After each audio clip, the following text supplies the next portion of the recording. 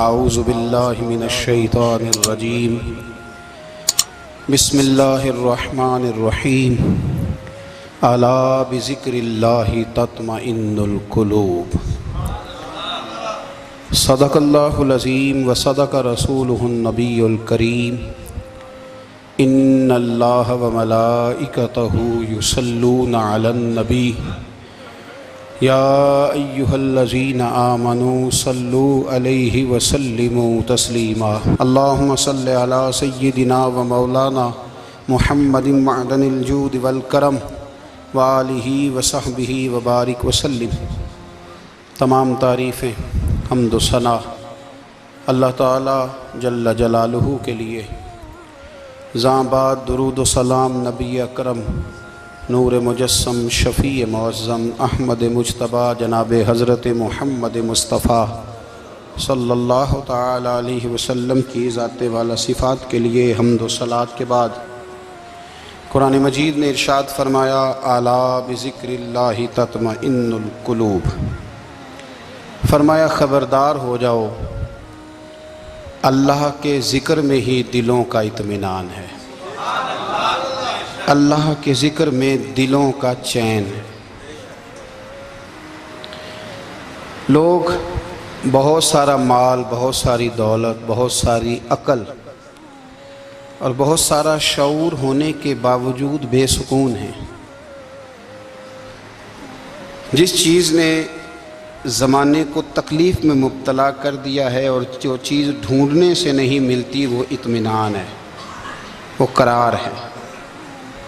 لوگ بھیک مانگتے ہیں، منت کرتے ہیں، دہائی دیتے ہیں کہ کہیں سے سکون کی دولت مل جائے، لیکن وہ میسر نہیں آ رہی۔ بڑے بڑے لوگ ہیں اور میں عرض کر چکا ہوں کہ مالدار بھی ہیں اور عقل مند بھی ہیں، باشعور ہیں، پڑھے لکھے ہیں، پر قلبی سکون، راحت، اطمینان، چین انہیں میسر نہیں آ رہا۔ راتیں جاگ کر گزر جاتی ہیں، دن آزمائش میں بیت جاتا ہے۔ وہ کبھی اس کے لیے ٹھنڈے علاقوں کا سفر کرتے ہیں، کبھی دوستوں کی مجلسوں میں جا کر کے بیٹھتے ہیں، کبھی گھر سے دور اکیلے میں تنہائی میں وقت گزارنے کی کوشش کرتے ہیں، لیکن دولت سکون ناپید ہوتی ہے، میسر نہیں آتی۔ عرش کا رب فرماتا ہے کیوں تو بھٹکتا پھرتا ہے، کیوں دائیں بائیں جاتا ہے، چپ کر کے مسجد آ جا اور لوگوں سے بچ کے تنہائی میں میرا ذکر کر۔ اللہ ملے گا کیا؟ فرمایا اعلیٰ بذکر اللہ تطمئن القلوب، میں تیرے بے چین دل کو چین عطا کر دوں گا۔ وہ تیرا تڑپتا اور پھڑکتا ہوا مزاج، اسے میں سکون کی دولت دوں گا۔ یہ تجھے کہیں اور نہیں ملے گا، یہ میری یاد میں ملے گا۔ یہ چین، قرار، سکون تجھے یہیں میسر آئے گا۔ اطمینان قلبی زندگی کا حسن ہے بھائی، دولت سکون اصل ہے۔ بڑے ٹھنڈے کمرے میں کچھ لوگوں کو نیند نہیں آتی، اور داتا صاحب رحمۃ اللہ علیہ آپ جائیں تو دونوں سڑکوں کے بیچ جو فٹ پاتھ ہے نا، اس پہ بھی کچھ لوگ سوئے ہوتے ہیں۔ ادھر سے بھی گاڑیاں گزرتی ہیں، ادھر سے بھی گاڑیاں گزرتی ہیں، لیکن بس نیند ہے نا، اللہ کا فضل ہے، اس نے دے دی ہے، آنے والوں کو آ گئی ہے۔ اطمینان قلبی، میرا معاشرہ بے سکون ہے، بے قرار ہے۔ مجھے کچھ لوگ کہتے ہیں جی میں آج کل بڑا بور ہو رہا ہوں، تو میں کہتا ہوں یار ہمیں تو ٹائم ہی نہیں ملا آج تک بور ہونے کا، نہیں وقت ہی نہیں اتنا میسر آیا، کون سا ٹائم نکالے جس میں بندہ بور ہو؟ وہ تو ہے کہ انسان کچھ فارغ ہو، کہیں اس کے پاس گنجائش ہو تو بور بھی ہو لے۔ کیسے بور ہو لیتے ہو؟ یہ کیا ہوتا ہے بور ہونا؟ زندگی میں اتنا وقت ہی کہاں ہے کہ انسان بور ہوتا پھرے اور یہ تصور بناتا پھرے کہ میں بڑی آزمائش میں ہوں، تو میں بڑے بور ہو رہا ہوں، تو میں بڑی تکلیف میں ہوں۔ تو وقت بہت زیادہ ہے ہمارے پاس، لا یعنی کاموں میں ضائع بڑا ہوتا ہے، تو ہم بور ہوتے ہیں، پریشان ہوتے ہیں۔ اللہ فرماتے ہیں کہ جو میری یاد ہے نا، لیکن اس کا بھی ایک طریقہ ہے یاد کا، اس طریقے سے اگر میرے رسول کریم علیہ السلام نے فرمایا اللہ کا ذکر اس طرح کرنا کہ دیکھنے والا تمہیں دیوانہ سمجھے۔ لوگ سمجھیں کہ کوئی مجنون ہے، کوئی جنونی ہے، کوئی پاگل ہے۔ یہاں اللہ تعالیٰ معاف کرے، آپ ذکر کی مجلس چھیڑیں، آپ نعت شریف کی مجلس چھیڑیں تو بہت سارے لوگ پروفیسر بن جاتے ہیں، وہ ساری نہیں ہلاتے، ان کی زبانی حرکت میں نہیں آتی۔ حالانکہ رب کریم کا ذکر اس طرح کرو کہ دیکھنے والا تمہیں دیوانہ سمجھے، کہیں اور کھونے کی ضرورت ہی نہیں۔ میرے حبیب گویا ہمیں فرماتے ہیں تو رب کے ذکر میں اس طرح کھو جا کہ تجھے دنیا کا خیال ہی نہ رہے، تجھے پھر دنیا کی ہوش نہ رہے۔ لیکن اگر نماز میں بھی خیال غیر آئے، ذکر میں بھی توجہ کہیں اور ہو، زندگی میں وہ عجیب لمحہ تھا، وہ میرے ساتھ تھا اور میں تنہا تھا۔ اگر ماحول یہ ہو کہ آپ کہیں جسم کے ساتھ تو موجود ہوں، روح موجود نہ ہو، تو پھر لذت ذکر بھی میسر نہیں آتی، پھر کیف نہیں حاصل ہوتا۔ یاد رکھیں کہ اس طرح کھو کے رب کی یاد کہاں سے کیف آئے گی؟ الجھ ہی بڑا گئے ہیں۔ وہ مستی، وہ سرور، وہ کیف جو اللہ کے ذکر میں ہوتا تھا، جو کبھی مرشد کامل کے سامنے بیٹھ کر لوگ اللہ اللہ کرتے تھے تو لگتا یہ تھا کہ یہ یہاں ہے ہی نہیں، یہ تو کہیں اور چلے گئے ہیں، یہاں موجود ہی نہیں۔ لیکن اب وہ موج نہیں، وہ شوق نہیں، وہ درد نہیں، وہ ذیل نہیں۔ اقبال تڑپ کے کہا کرتے تھے خیرت کی گتھیاں سلجھا چکا ہوں، یا رب مجھے صاحب جنوں کر دے، اللہ مہربانی فرما، وہ کیفیت دے، وہ سرور دے۔ زندگی میں اگر اطمینان چاہتے ہو تو کبھی کبھی سب کچھ بھول کے نا تو مست ہو جایا کرو رب کی یاد میں۔ کبھی کبھی چھوڑ دیں دنیا، چھوڑیں یار موبائل، کسی وقت کریں اس کو بند، چھوڑیں اس بات کا خیال کہ فلانے نے سلوٹ کیا کہ نہیں کی، چھوڑیں۔ حضرت باجزید بستامی رحمت اللہ تعالیٰ علیہ فرماتے ہیں میں نے اعتکاف کبھی اپنی مسجد میں نہیں کیا، یہ کہ سارے ہی ہاتھ چومنے والے، سارے ہی پیار کرنے والے۔ فرماتے میں جب اعتکاف کرتا تھا تو میں بستام سے دور نکل جاتا تھا جہاں کوئی مجھے جاننے والا نہ ہو۔ اٹھ بلیا چلو تھے بسیے جتھے بس دینی سارے ینے، نہ کوئی ساڈی ذات پچھانے تے نہ کوئی سانو مننے، چل ادھر چلے۔ اٹھ بلیا چلو تھے بسیے جتھے بس دینی سارے ہی انے، نہ کوئی ساڈی ذات پچھانے تے نہ کوئی سانو۔ اتنا شوق ہے سلوٹ کرانے کا، اتنا شوق ہے تعارف کرانے کا، اتنا شوق ہے اپنا بتانے کا، تو یہ چیز غلبہ کر جاتی ہے، پھر نام رہ جاتا ہے، روح نہیں رہتی، پھر وجود رہ جاتا ہے، پھر باطن کی کیفیت نہیں رہتی۔ خدا را اپنے آپ کو بے چین نہ کرو، بے قرار نہ کرو، بے سکون نہ کرو، رب کی یاد میں آ جاؤ، درود و سلام میں آ جاؤ، نعت کے حسن میں آؤ، تلاوت کی دنیا میں آؤ، سجدوں کے نور میں آؤ۔ آؤ کبھی کھول کے دل مسجد کی صفائیاں کریں، آؤ نہ کبھی کوئی بوڑھا، دادی، نانی، دادا ان کے پاس بیٹھ کے پیر دبا کے اللہ کو راضی کریں۔ یہ کیف والی جگہ ہے، یہ سرور والی جگہ ہے۔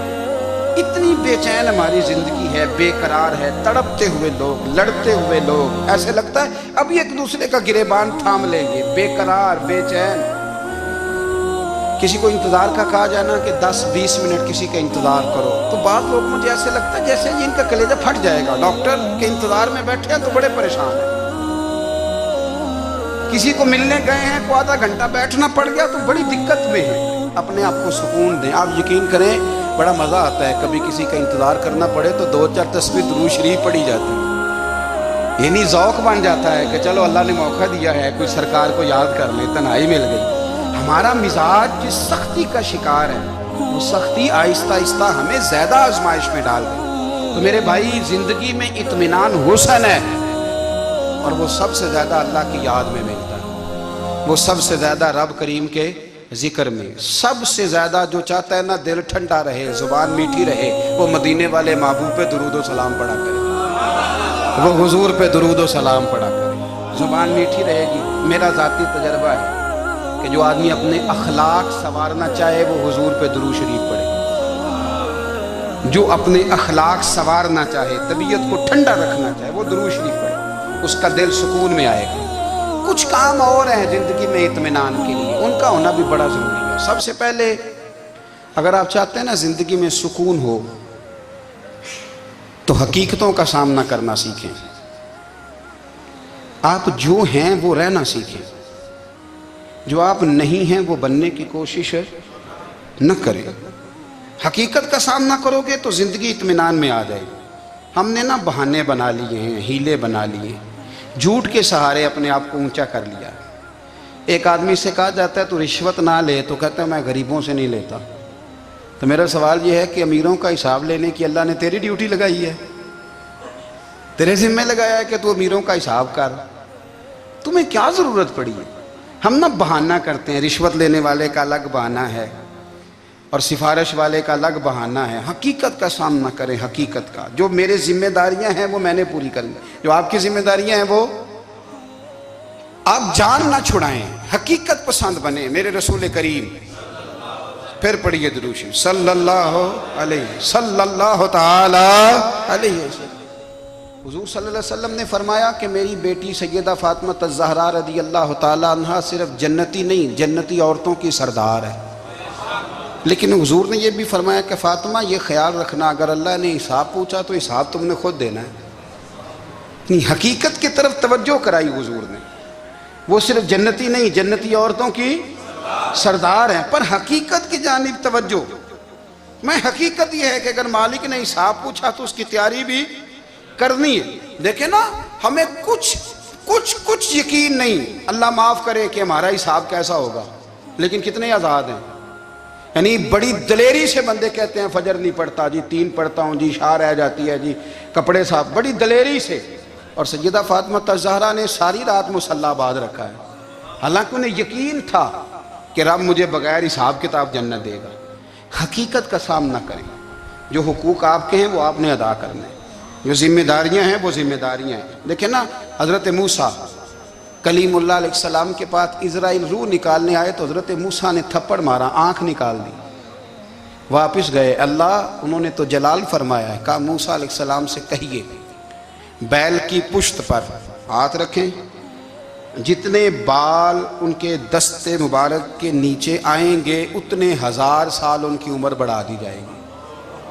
یعنی میرے کان میں کوئی بتا دے کہ جناب 60 سال بڑھ گئی، کیا آپ کے کان میں کوئی کہہ دے تو خوشی ہوتی ہے کہ نہیں؟ لیکن یہ حقیقت پسندی نہیں، اس لیے کہ 60 بھی گزر جائیں گے، 70 بھی، یہ حقیقت نہیں۔ حضرت موسیٰ کلیم، چلے میں مثال دیتا ہوں، سمجھ لے 10 بال، حالانکہ بہت زیادہ آتے ہوں گے، 10 بال اگر حضرت موسیٰ کے ہاتھ کے نیچے آئے تو 10,000 سال تو عمر بڑھ گئی نا۔ 10 یعنی 10 سال نہیں، 10 100 نہیں، 10 بہت زیادہ تھی نا۔ تو حضرت موسیٰ کلیم اللہ علیہ السلام سے آ کے عرض کیا گیا، حضور بیل کی پشت پر ہاتھ رکھیں، جتنے آپ کے ہاتھ کے نیچے بال آئیں گے اتنے 1000 سال عمر بڑھ جائے گی۔ تو حضرت موسیٰ نے حقیقت پسندی والی بات کی، فرمایا پھر کیا ہوگا؟ 10,000 سال کے بعد پھر کیا ہوگا؟ کہا حضور جانا تو پھر بھی ہے، فرمایا پھر ابھی چلتے ہیں۔ اگر جانا ہے نا، جانا ہے تو پھر، اگر جانا ہے تو پھر ابھی۔ اور سجنوں، اگر نماز پڑھنی ہے تو ابھی کیوں نہیں؟ اگر داڑھی رکھنی ہے تو پھر رمضان کا انتظار کیوں کریں، ابھی کیوں نہیں؟ اگر سچ بولنا ہے تو پھر، اگر رزق حلال کھانا ہے تو پھر انتظار کاہے کا؟ حقیقت ہوتی ہے، بہانہ ہوتا ہے، حقیقت چھپ نہیں سکتی بناوٹ کے اصولوں سے، کیونکہ خوشبو آ نہیں سکتی کبھی کاغذ کے پھولوں سے۔ یہ بات یاد رکھیں، اگر جانا ہے تو حضرت کلیم فرمانے لگے پھر 10,000 سال کے بعد بھی جانا ہے تو آج بھی۔ ہمیں بے قراری زندگی میں اس لیے کہ ہم حقیقت پسند نہیں، ہم بہانوں میں، ہم ہواؤں میں جیتے ہیں، ہواؤں میں، خیالات میں زندگی گزارتے ہیں۔ بڑا ٹائم پڑا ہے، مثلاً کتنا میرے رسول کریم صلی اللہ تعالیٰ علیہ وآلہ وسلم نے ایک دن صحابہ سے فرمایا تمہیں حیا نہیں آتی؟ حضور کیا ہوا؟ فرمایا وہ والے مکان بناتے ہو جن میں تم رہ نہیں سکتے، وہ والا مال جمع کرتے ہو جو کھا نہیں سکتے، حیا نہیں آتی؟ عرض کی حضور حکم کریں تو محبوب فرمانے لگے جوتے کا ایک تسمہ بند کرتا ہوں تو سوچتا ہوں دوسرا بند کرنے سے پہلے موت آ جائے گی، ایک سانس اندر جاتی ہے تو دوسرا آنے سے پہلے میں یاد کرتا ہوں کہ مجھے دنیا سے جانا ہے۔ تمہیں حیا نہیں آتی؟ وہ مکان بناتے ہو جن میں رہ ہی نہیں سکتے، وہ مال جمع کرتے ہو جو کھا۔ حقیقت پسند نہیں بھائی ہم۔ بہت سارے لوگ یہاں بڑی باتیں سناتے ہیں، بڑی میں کہتا ہوں اصل میں نا زیادہ باتیں سنا کے نا بیچارہ اپنے آپ کو مطمئن کرنا چاہتا ہے. اصل بات یہ ہے کہ اندر سے نا ہلا ہوا ہے، کچھ بھی نہیں، بڑا زیادہ ہنستا ہے، مجھے لگتا ہے کہ کوئی گہرا زخم چھپا رہا ہے. اس لیے ملمہ سازی، حقیقت پسند بنو، حقیقت پسند. یاد رکھنا من ترک صلاۃ متعمدا فقد کفر. میرے رسول نے حقیقت بیان کی، فرمایا جس نے ایک نماز بھی جان بوجھ کے چھوڑی اس نے رب کے رب ہونے کا انکار کیا، اس نے کفران نعمت کیا. یہ حقیقت ہے، کوئی کلیریفیکیشن نہیں، کوئی وضاحت نہیں. جو نماز نہیں پڑھتا جھوٹ بولتا ہے، غلط بیانی کرتا ہے. جو شخص رزق حرام کما کے کہتا ہے کہ اس کے بغیر گزارا نہیں چلتا، وہ جھوٹ بولتا ہے. اس لیے کہ رب فرماتا ہے جب تجھے پیدا کیا ہے تو تیرا رزق میرے ذمہ ہے.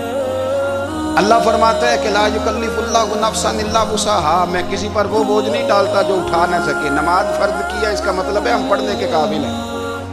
اس نے ہمارے ذمہ داریاں لگائی ہیں تو مطلب یہ ہے کہ ہم ذمہ داریاں ادا کرنے کے قابل ہیں، ورنہ وہ کہتا ہے میں وہ بوجھ ڈالتا ہی نہیں جو تجھ سے اٹھایا نہ جائے. اگر چاہتے ہو کہ زندگی میں اطمینان ملے تو خدا را حقیقت پسند والی زندگی گزارو.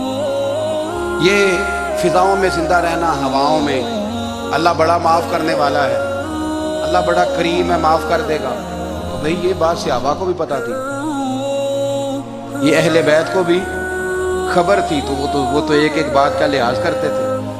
یہ غوث اعظم کو بھی پتا تھی، یہ ان کے والد کو بھی پتا تھی جنہوں نے کسی کا ایک سیب کھا لیا تھا تو 12 سال اس کے گھر میں نوکری کرتے رہے. انہیں نہیں پتا تھا اللہ بڑا کریم ہے، معاف کر دے گا، ایک سیب ہی ہے نا. تو حقیقت پسندی آپ کو سکون دے گی. اور اگر آپ نے اپنے آپ کو غیر مطمئن کیا ہوا ہے، بات کچھ اور ہے، اور آپ نے اپنے آپ کو ڈال کسی اور طرف لیا ہے، تو پھر آپ کو سکون مل سکتا. سکون حقیقت پسندی میں، اصل میں سکون ہوتا ہے، اداکاری میں سکون نہیں ہوتا. تیسری بات سنیں، اگر آپ چاہتے ہیں زندگی میں مطمئن رہے تو دنیا داروں سے امیدیں توڑ دیں، اللہ اور اس کے رسول سے امید وابستہ کریں، اولیاء اللہ سے امیدیں وابستہ کریں، صحابہ اور اہل بیت سے امیدیں، اللہ اور اللہ والوں سے امیدیں. دنیا داروں سے امیدیں، آپ کو پتہ ہے دنیا دار کی تباہی کب ہوتی ہے؟ جب انہیں خوشامدی مل جاتی. چودھری کا بیڑا اس وقت غرق ہوتا ہے جب اسے چودھری کہنے والے زیادہ ہو جاتے ہیں. سیٹھ صاحب اور نواب صاحب بیچارے تباہ تب ہوتے ہیں بھولے پن میں، جب ان کے دائیں بائیں ریلا ہوتا ہے سیٹھ صاحب کہنے کا. لوگ انہیں کھانا چاہتے ہیں، پیار ان کا نہیں ہوتا، ان کی جیب کا ہوتا ہے. محبت ان سے نہیں ہوتی، ان کی کرسی سے ہوتی ہے. ضروریات کا پیار ہوتا ہے، تباہ کر دیا جاتا ہے. ہماری ساری توقعات دنیا داروں سے وابستہ ہو گئی ہیں. ناراض نہ ہونا، پیروں نے، مولویوں نے، درویشوں نے، انہوں نے بھی سیٹ رکھے ہوئے ہیں جلسوں کی صدارت کرانے کے لیے. یعنی مذہبی جلسہ ہے، اس میں بہت زبردست پڑھے لکھے صاحب تقوی عالم کا خطاب ہے، اور کی صدارت وہ بندہ کر رہا ہے جس نے عشاء کی نماز بھی نہیں پڑھی. وہ بندہ صدارت کر رہا ہے، کیوں؟ اس لیے کہ اس نے لاکھ روپیہ دیا محفل میں. خدا را دنیا داروں سے امیدیں چھوڑ دیں، ورنہ آپ کمزور پڑ جائیں گے، آپ کی امیدیں ٹوٹیں گی. کتنا کمزور ہے وہ شخص جو 2-4 ہزار کے لیے کسی بندے کی چاپلوسی کرتا ہے، اس کے پیچھے بھاگتا ہے، خوش آمدیں کرتا ہے تھوڑے سے نوٹوں کے لیے. دکھ سکھ میں کام آئے گا اس کام کے لیے. میرے رسول کریم علیہ السلام نے فرمایا جس نے بندوں کو راضی کرتے کرتے رب کو ناراض کر دیا، اس کی دنیا بھی گئی اور آخرت بھی گئی. اور فرمایا جس نے بندوں کی پرواہ نہیں کی، اللہ کو راضی کیا، فرمایا اگر رب راضی ہو گیا تو لوگوں کے دلوں میں بھی محبت پیدا فرما دے گا. کیا ضرورت ہے خوشامد کرنا دنیا داروں کی، سیٹوں کی، نوابوں کی، چاپلو. اور میں آپ کو ایک بات بتاؤں، ہوتا پتہ کیا ہے؟ یہ جو حب جا اور حب با ہوتی ہے نا، اس سے پیٹ نہیں بھرتا. آپ کو اگر خوشامد کرنی ہے تو پھر آپ کو ساری زندگی کرنی ہے. پھر ان کو بھی پتہ ہوتا ہے کہ تعلق کس بنیاد پر ہے، اس میں کبھی بھی خلوص پیدا نہیں ہوتا. آپ بے چین رہتے ہیں، بے قرار رہتے ہیں، آپ کو تکلیف رہتی ہے ہمیشہ. کبھی بھی دنیا داروں سے امیدیں وابستہ نہ کریں. ایک بات سنیں بڑی شاندار، امام غزالی نے لکھی ہے.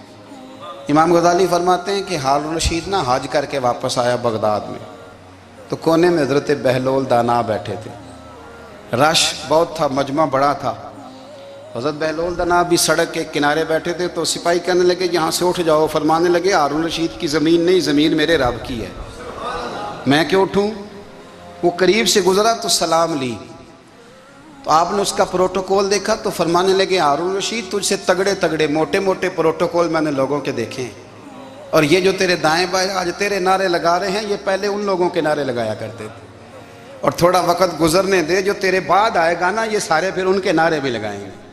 تو جھوٹ کی دنیا میں زندہ ہے، ان سے تو نے امیدیں وابستہ کی ہیں، یہ کل اس کے نعرے لگائیں گے۔ اس کے دل پہ بڑا اثر ہوا، گھوڑے سے اتر آیا، آگے کہنے لگا حضور آپ نے مجھے بڑی اچھی نصیحت کی ہے، میرا دل بڑا ٹھنڈا ہوا ہے، میں نے سنا ہے آپ مقروض ہیں، کچھ لوگوں کا قرض، تو مجھے کوئی حکم ہی کر دیں۔ آپ ہنسنے لگے، فرمانے لگے یار تو بڑا ہی بیوقوف ہے، بڑا ہی بیوقوف ہے تو، میں تجھے نصیحت کر رہا ہوں تو مجھے الجھا رہا ہے، حضور کوئی حکم کر دیں۔ کیا خوبصورت انداز ہے رب کریم کے بندوں کا۔ حضرت بہلول دانا فرمانے لگے تیرا رب کون ہے؟ کہا اللہ، تو فرمایا میرا کون ہے؟ کہا اللہ۔ فرمانے لگے یہ تو نہیں نہ ہو سکتا کہ اللہ ہارون رشید کو دیتا رہے اور بہلول دانا کو بھول ہی جائے، یہ تو نہیں نہ ہو سکتا کہ ہارون رشید کو دیتا رہے اور بہلول دانا کو بھول جائے۔ فرمایا اس کا دل، اس کا ارادہ ہوا، ارادہ قدرت ہوا کہ بہلول مقروض رہنا چاہیے، تو اگر رب مجھے رکھنا چاہتا ہے، دکھ قبول محمد بخشا راضی رہن پیارے، اگر وہ چاہتا ہے میں مقروض رہوں تو میں بھی چاہتا ہوں کہ میں مقروض ہی رہوں، یہ تو نہیں نہ ہو سکتا کہ تجھے دے اور مجھے نہ دے۔ فرمایا میری تجھ سے کوئی امید نہیں، مجھے جب بھی دے گا میرا رب بھی دے گا، اور وہ دے گا تو پھر انشاءاللہ خزانے کھول کے دے گا۔ دنیا داروں سے امیدیں وابستہ کرنا، لوگوں کے پیچھے، یہ چھوڑ دیں، آپ بے چین رہیں گے، بے قرار رہیں گے۔ اللہ والوں سے ضرور امیدیں وابستہ کریں، اس لیے کہ ان کے پاس جو کچھ ہوتا ہے وہ دراصل رب کا ہی ہوتا ہے۔ لیکن سیٹھوں سے، نوابوں سے، سیاستدانوں سے باز آ جائیں، ہماری بڑی امیدیں وابستہ ہیں۔ میں اکثر کہتا ہوں جتنے پھیرے نوکری کے لیے دنیا دار کے دروازے پہ لگائے ہیں نا، اس سے کم دفعہ مسجد میں نفل پڑے ہوتے تو رب اتنی بڑی مہربانی فرما دیتا۔ تیسری بات یہ یاد رکھیں، اگر سکون لینا چاہتے ہیں نا، اگر سکون لینا چاہتے ہو نا تو لوگوں کو ڈسکس کرنا بند کر دو۔ کس کو اللہ نے کتنے پیسے دیے ہیں وہ جانے اور اللہ جانے، کس کو اللہ نے کتنی گاڑیاں دی ہیں وہ جانے، اور لوگوں کو ڈسکس کرنا جی۔ یعنی میں ایک جگہ بیٹھا تھا تو ایک صاحب گاڑی والا گزرا، گاڑی میں بیٹھ کے، اس کا پڑوسی تھا، کہندے تھا منہ ہے کار والا، میں کہ وہ تے ہے تاں ہی بیٹھا ہے، تے ہن میں کہ سمجھانا سی نا انہوں، میں کہ توں تے میں حساب لائیے بھی ساڈے کول کوئی نہیں، وہ تے ہے، لیکن نا اللہ نے اسے دی ہے نا، تو اللہ نے چاہا نا وہ کار میں بیٹھے، تو جس نے پھٹے پہ بیٹھ کے یہ تبصرہ کیا کہ منہ ہے کار والا، میں کہ ابھی وہ تے ہے تاں کار ہے۔ اب مجھے اور تجھے اندازہ لگانا چاہیے کہ ہم کیا یہ بحث ہے، یعنی اللہ کو چاہیے تھا معاذ اللہ کے پہلے تم سے پوچھتا کہ اسے کار دینی ہے کہ نہیں، کیا مطلب فضول بحث ہے۔ وہ چیز ہمیں اتنا تنگ کرتی ہے، اتنی تکلیف دیتی ہے کہ آپ یقین کریں سارا دن اسی کو ڈسکس کرتے ہیں، سارا دن۔ اس کے پاس گاڑی ہے، اس کے پاس کار ہے، فلانے کا پیسہ 1 نمبر ہے، فلانے کا 2 نمبر ہے، فلانے کا 6 نمبر ہے، اصل بات کے اندر حسد ہے، اس کو نکالو۔ ایک بات کہنے لگا ہوں، اسے یاد رکھنا، میرے اعلیٰ حضرت رحمۃ اللہ علیہ فرمایا کرتے، حسد کرنے والا بندوں پر اعتراض نہیں کرتا، اللہ پر اعتراض کرتا۔ وہ کہتا ہے اللہ اسے کیوں دیا ہے، اتنا کیوں دیا ہے، معاذ اللہ وہ اللہ کی تقسیم پر اعتراض کرتا۔ حسد کرتے ہو بے چین رہو گے، حسد آپ کے دل کو تڑپا کے رکھ دے گا، چھوڑے۔ اللہ بڑا کریم ہے، جس کو جہاں چاہتا ہے وہاں بٹھا دیتا ہے۔ آپ قطعاً اس بحث میں نہ پڑے کہ اللہ نے کس کو کتنا دیا ہے، کب دیا ہے، کیوں دیا ہے، وہ بڑا بے نیاز ہے۔ حسد آپ کو تباہ کرے گا۔ دنیا میں پہلا گناہ جو ہوا تھا وہ حسد تھا۔ ابلیس نے حضرت آدم سے حسد کیا، کہنے لگا میں بہتر ہوں، سرداری اس کو مل رہی ہے، یہ تو اللہ کو پتہ ہے نا کس کو دینی ہے۔ اور دنیا میں پہلا قتل حسد کی وجہ سے ہوا، حابیل قابیل کے درمیان حسد کا معاملہ تھا، خاتون کا نکاح اس سے کیوں ہو رہا ہے، مجھ سے ہونا چاہیے۔ حسد تباہی کرتا۔ آپ یقین کریں، یعنی دکاندار کے سامنے دوسری دکان پڑتی ہے وہ پریشان ہو جاتا ہے، وہ کہتا ہے میرا کیا بنے گا، لا حول ولا قوت الا باللہ۔ یعنی تیرا کا خیال ہے کہ تیرے حصے کی روٹی وہ کھا جائے گا؟